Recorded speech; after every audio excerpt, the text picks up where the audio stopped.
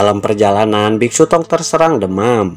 Hal ini membuat Gokong panik lalu berniat mencari tabib.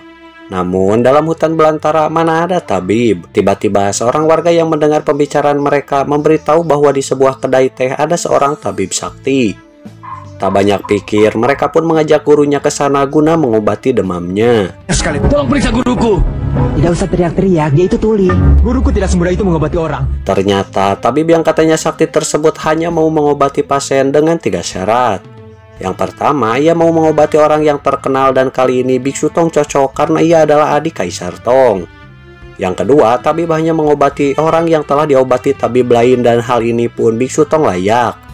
Karena Patkai membual jika dirinya pernah mencoba mengobati gurunya. Alasanmu kami terima. Tidak mengobati yang tidak sanggup bayar. Dan yang ketiga, tabib hanya akan mengobati orang yang mampu membayar 10.000 liang. Dan hal ini menjadi kendala karena mereka tak punya uang sebanyak itu. Liang. Wah, itu namanya merampok. Gokong pun kesal karena mereka sama saja untuk merampok. Namun dengan terang-terangan, sang tabib mengatakan jika ia memang merampok. Namun dengan kemampuannya. Gokong pun berniat menghajar mereka namun gurunya melarang dan mengajak mereka kembali melanjutkan perjalanannya. Berani sekali dibicara seperti itu. Aku tidak boleh memaksanya sama. Setelah cukup berjalan, Biksu Tong pun berkata jika dulu ia pernah belajar sedikit tentang ilmu pengobatan. Ia pun meminta Wuching mencari bahan obat dan nanti dirinya akan meracik obat tersebut. Pergilah mencari rumput obat. Ketika Wuching mencari bahan obat, ia mendengar suara wanita minta tolong dan Wuching pun segera menolongnya. Namun wanita tersebut menahan pukulan dengan badannya sampai kini ia pun terluka. Ya, aku tidak ingin kau terluka gara-gara aku. Wuching pun mencoba mengobatinya lalu wanita menjelaskan bahwa dirinya adalah siluman landak yang punya pelindung. Namun pelindung tersebut dia berikan pada temannya dan sial karena kini siluman lain selalu mengejarnya untuk merebut pelindung darinya. Siluman yang lain juga mengincar pelindung itu. Wah, gawat sekali. Kau terus berlari menghindar. Ini berbahaya. Siluman landak menceritakan bahwa ia pergi cari obat untuk suaminya yang menderita penyakit pindah ke lain hati. Wuching pun tak tahu apa-apa penyakit pindah ke lain hati sampai akhirnya siluman landak pun pamit untuk pergi mencari tabib bagi suaminya. Benarkah ada penyakit seperti itu? Setelah mendapatkan bahan obat pesanan gurunya, Wuching pun kembali sore harinya sambil menanyakan pada Patkai apa itu penyakit pindah ke lain hati. Patkai pun memberikan contoh penyakit itu seperti Dik Chang'e yang pindah ke hati Wukang. Namun percuma karena Wuching tak mengerti sama sekali dan hal ini membuat Gokong juga Patkai bingung apa gerangan yang sudah menimpa Wuching. Kau tersesat atau terjerat rayuan siluman? Tidak, aku cuma ingin mengujinya dengan maju. Aku mau petik rumput obat. Setelah agak baikan, Biksu Tong pun mulai melanjutkan perjalanannya dan berniat menukar surat jalan. Ayo jalan. Kemana tadi? Sampai pagi. Ketika melewati kota, Gokong juga Patkai tertarik pada sebuah cerita masyarakat yang mengatakan jika Raja Negeri Cuce sedang sakit parah yang tak kunjung sembuh. Karena putus asa, Raja pun mengumumkan pada semua orang bahwa barang siapa mampu menyembuhkan dirinya, maka ia akan berikan setengah dari negerinya. Patkai pun meminta gurunya mencoba mengobati Raja, namun menurut masyarakat sudah terlambat. Karena baru saja ada yang namanya tabib sakti datang ke istana guna mengobati Raja. Dan dia melangkah masuk ke istana. Kalian pernah minta bantuannya? Saat ini dia ada... Kini mereka pun terpaksa menunggu di luar istana karena Raja sedang menunggu tabib sakti. Sedangkan mereka harus antri. Tak lama kemudian datanglah pengawal yang mengatakan agar mereka pergi saja karena Raja tak mau bertemu siapapun selain tabib sakti. Saking kesalnya, Gokong pun tak tahan lagi lalu ia pun masuk ke dalam istana. Kau bilang apa? Saat ini Paduka sangat senang. Kalian pergi saja. Kurang ajar. Aku sudah tak sabar lagi, Guru. Gokong pun masuk sambil memarahi orang-orang yang ada di sana. Namun anak buah tabib sakti mengejeknya dengan mengatai Gokong sebagai siluman kera. Tabib sakti pun mengatakan bahwa ia akan mengobati Raja dan jika berhasil maka dirinya akan menjadi Raja. Jika waktu itu tiba maka dirinya akan menghukum mati Gokong juga rombongannya. Wah, kurang ajar. Gokong. Kak Gokong. Kalau aku berhasil menyembuhkan saat itu, akan kuhukum mati kalian. Tidak ada yang sanggup menandingiku. Karena emosi, Gokong pun menyanggupi untuk mengobati Raja. Gurunya kini mulai khawatir, namun Gokong beralasan bahwa tabib sakti ini sangat semena-mena. Dan jika sampai ia menjadi raja, maka rakyat akan sangat menderita. Jadi, dengan alasan ini, Gokong menyanggupi untuk mengobati Raja. Guru, kakak cukup beralasan. Baik. Tabib sakti pun setuju dan mau bertarung melawan Sun Gokong. Jika Gokong sanggup mengobati raja, maka ia siap menyerahkan tahtanya, juga akan mengembalikan semua uang hasil merampoknya pada rakyat. Sedangkan jika Gokong kalah, maka mereka berempat harus jadi kelinci percobaan tabib sakti. Bagaimana bisa melawanku? Ini Biksu Tong merasa cemas karena Gokong sama sekali tak mengerti ilmu pengobatan. Dan ia takut malah membahayakan nyawa raja. Gokong pun tertawa lalu menyuruh Wuching membeli semua buku tentang pengobatan dan akan dihafalkan dalam 1 malam. Tentu saja ide ini membuat semuanya khawatir. Jalan. Malam harinya Gokong terus menghafal semua buku tentang pengobatan. Namun karena sistem kebut semalam, maka ia pun kerepotan yang akhirnya berpikir sambil mencari cara lain untuk bertaruh melawan tabib sakti. Ide bagus. Kini Gokong bersama Patkai kembali menyamar menjadi lalat lalu mengintip raja yang sedang sakit. Ketika melihat pelayan raja yang terlihat sangat memahami kondisi raja, Gokong pun meminta agar Patkai mencari informasi dari wanita tersebut.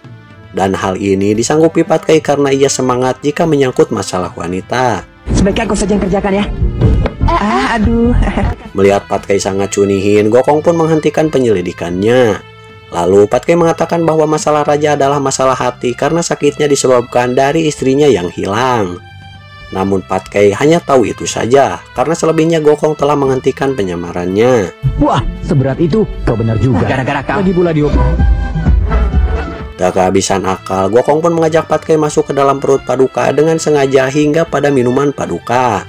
Setelah berhasil masuk ke dalam perut, kini Gokong pun tahu penyebabnya bahwa bacang raksasa lah yang mengakibatkan raja sakit. Akibat bacang mampet menyumpat saluran pembuangannya. Esok harinya, pertandingan pengobatan pun dimulai.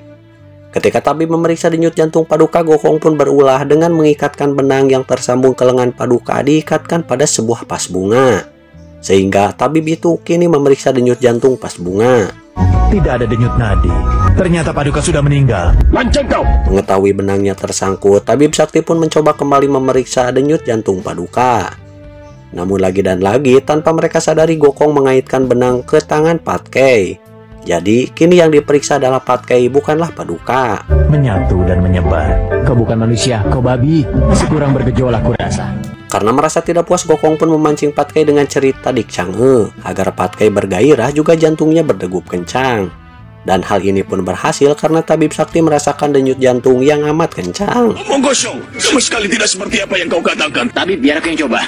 Karena ucapan tabib ngawur, kini Gokong pun yang akan mencobanya. Dan hasil pemeriksaan Gokong menunjukkan semuanya benar. Anak umur 3 tahun pun bisa bicara seperti ini. Denyut tadi tangan kanan Paduka, aku sudah tahu bagian. Tabib sakti pun membantah karena semua orang sakit akan menderita demikian. Lalu Gokong menceritakan keluhan yang Paduka alami yang disebabkan makanan. Ia pun mengatakan jika Paduka pasti tidak bisa sudah lama. Paduka tidak. Bagaimana kau bisa tahu? Tak hanya itu, karena Gokong juga katakan bahwa awalnya penyakit ini disebabkan dari emutan, alias ngabatin memikirkan pasangan yang hilang. Mikir kau benar sekali. Terima kasih hebat. Tabib sakti kembali membantah karena gejala itu bisa mudah dilihat dari kondisi Paduka. Sedangkan masalah istrinya yang hilang itu bisa dicari beritanya dengan bertanya-tanya sekitar istana. Tabib pun mulai meminta Gokong langsung pada intinya, yaitu cara pengobatannya. Gokong pun setuju, lalu ia menyuruh tabib istana mengambil obat yang ia sebutkan. Setelah obatnya dibawa, Gokong pun berkata jika Paduka akan segera sembuh. Ketika Paduka akan meminumnya, tabib sakti pun mencegahnya karena untuk menambah khasiat obat ada hal yang Gokong lupakan, yaitu ramuan tambahan. Untuk menambah khasiatnya. Setelah berbelit-belit, akhirnya diketahuilah ramuan tambahan tersebut yaitu air tanpa sumber. Dan yang paling ampuh adalah air hujan yang diambil tanpa menyentuh tanah lalu diminum bersama obatnya. Gokong pun tertawa lalu ia mengajak mereka untuk memanggil hujan. Apa kau punya air seperti ini? Memanggil angin dan juga mengundang hujan. Ketika mulai ritual pemanggilan hujan dilakukan, seperti biasa Gokong melepas rohnya untuk pergi ke kahyangan, menemui Raja Naga penurun hujan. Setelah mengatakan apa yang Gokong inginkan, Raja Naga pun panik karena ia tidak membawa peralatan, juga sebelum hujan turun harus ada angin, awan juga guntur, dan para dewa itu pun harus dipanggil. Karena akan terlalu lama, Gokong pun menyuruh Raja Naga bersin saja, karena ia hanya membutuhkan sedikit air saja. Tidak usah khawatir, akan kubantu. Sedangkan di bumi, murid tabib sakti mulai mengejek Gokong yang terlihat sangat banyak gaya. Patkai pun membelanya dan tiba-tiba hujan pun mulai turun. Tapi air hujan, Cepat tabung air ini, cepat sedikit, ayo. Kini air tanpa sumber pun siap diminum bersama obat yang Gokong buat. Setelah obat diminum, Paduka pun merasakan perutnya amat sakit dan melihat hal ini pengawal menangkap Gokong juga yang lainnya. Karena mereka dianggap telah mencelakai Paduka. Karena dilarang berbuat kasar oleh gurunya, Gokong pun terpaksa tidak melawan. Pengawal, tangkap mereka. Ayo, sembarangan bertindak. Paduka mempercayaimu. Bermaksud menyembuhkan penyakit Paduka. Setelah semuanya terikat, tabib sakti beserta muridnya mulai mengompori agar Gokong juga yang lainnya dihukum pancung. Dan tiba-tiba, cepat lepaskan mereka. ternyata tadi Paduka Mula selalu mengeluarkan bacang raksasa yang selama ini menyumbat di saluran pembuangannya. Langsung keluar semuanya. Ini Wuching meminta agar tabib sakti menepati janjinya. Karena ia menolak, Gokong pun maju dan membentak mereka sampai akhirnya mereka akan melakukan apa yang telah menjadi kesepakatan. Setelah masalah ini beres, kini giliran acara keempat yaitu makan-makan. Paduka pun berterima kasih pada mereka, namun ia terlihat masih murung, dan menurut Gokong pastilah memikirkan istrinya. Biksu Tong pun bertanya apa yang Paduka pikirkan, lalu biksu meminta agar Paduka menceritakan kejadiannya. Paduka, ceritakanlah pada kami. Sangatlah memalukan, tapi... Meskipun merasa malu, Paduka pun mulai menceritakan kejadiannya. 3 tahun yang lalu ketika perayaan Perahu Naga, Raja beserta permaisuri merayakannya sambil makan bacang. Tiba-tiba datanglah siluman serigala berbulu emas yang membuat raja terkejut. Lalu ia pun tersedak bacang yang belum ia kunyah. Siluman itu pun mengeluarkan bunyi lonceng yang membuat semuanya menutup telinga, dan saat itulah permaisurinya dibawa siluman serigala. Itu sungguh mengharukan. Memang begitulah cinta. Kau pernah dengar?